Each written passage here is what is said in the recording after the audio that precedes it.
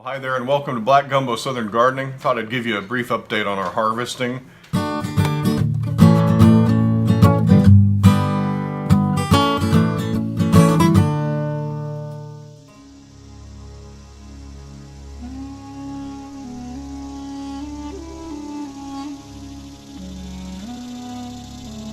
Summer is here in earnest. I have to water every day, twice a day sometimes.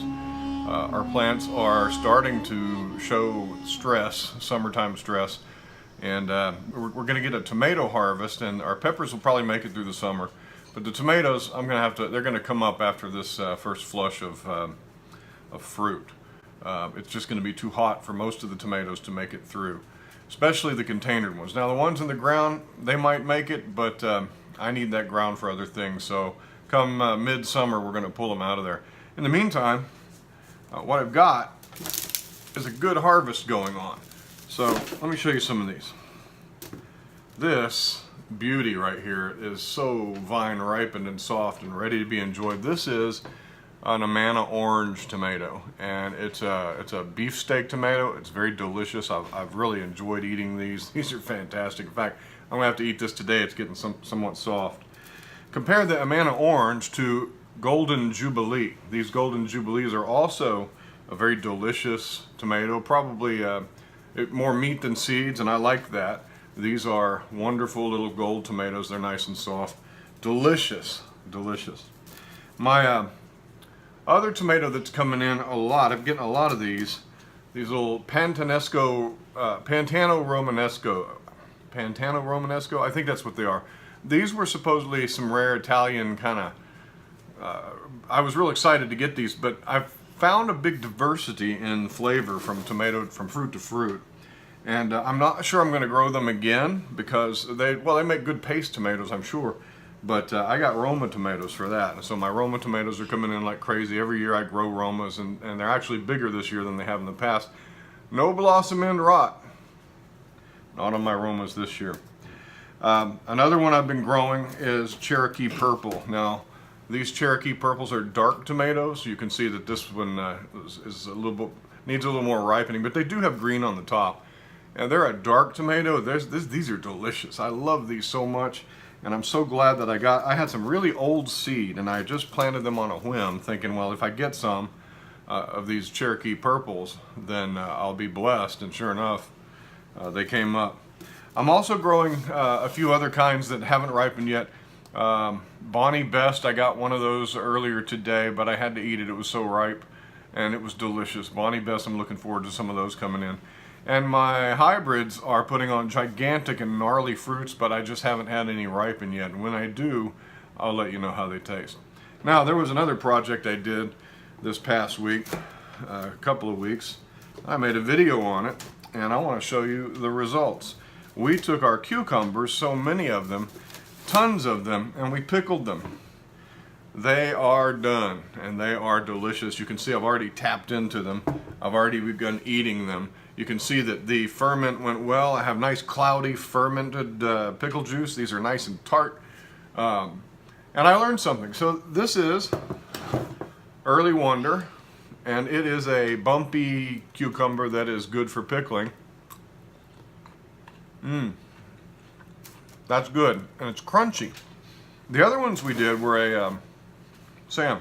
Yeah? Come here. What's the other cucumbers you planted? Tender green burpless. Tender green burpless. Now, tender green burpless is a burpless cucumber, and I didn't know this before, but it doesn't make a good pickling cucumber. In fact, they get soft and mushy, and the ones that are in here are kind of soft and mushy, but their flavor is really good. But I just don't like a soft and mushy cucumber. So I learned, make sure you check what kind of cucumbers you're getting. Some pickle better than others. This Early Wonder is a fantastic pickling cucumber, and I love them. Fortune.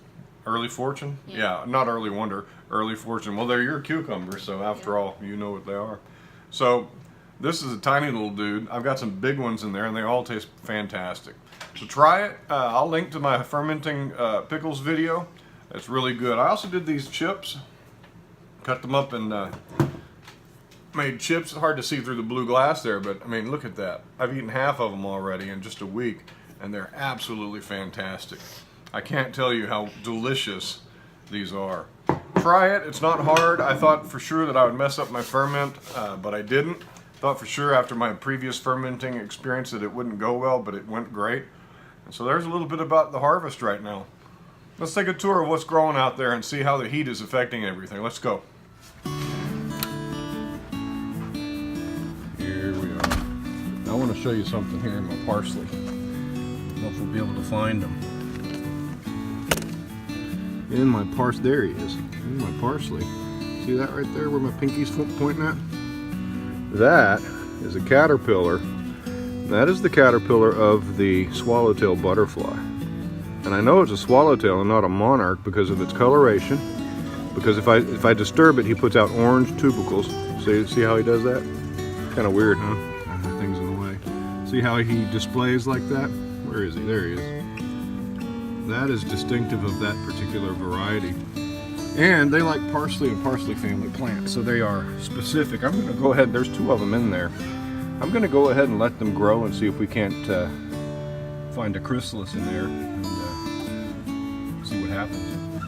Corn's growing, Sam's corn. Yeah, look at that, got some corn coming out. That will be 1 corn cob. This is probably another one over here. So there's your corn. So what has to happen is this will be the pollen, and it'll fall down and it'll land on that. Each one of these represents a kernel of corn. Did you know that? No. Yeah. And then over here, we had to cage this one in. We planted some watermelon here. The other day we found certain black, white, and brown corgi in here. That's right, there was a corgi.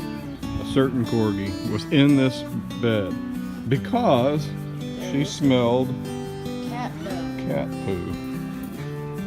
Cucumber jungle, still doing well. You can see here I've got a lot of this powdery mildew growing on the leaves here. It's not thick enough for me to really worry about it just yet. I just removed the worst impacted leaves and I haven't treated for it. Like I see some over there that are pretty bad.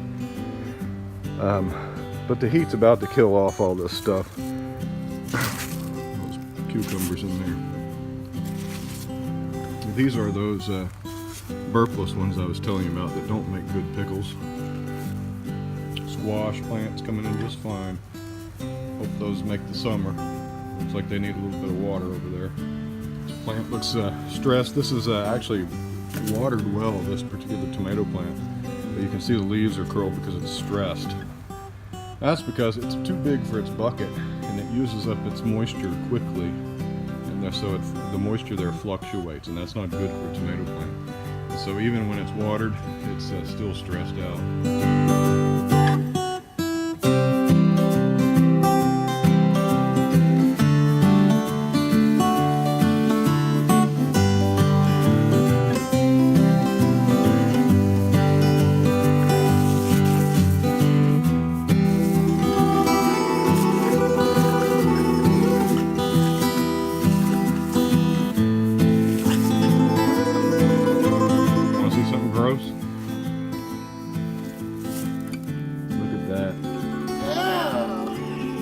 There are all kinds of critters in here. There's geckos. I see a gecko right there. Yeah, right there.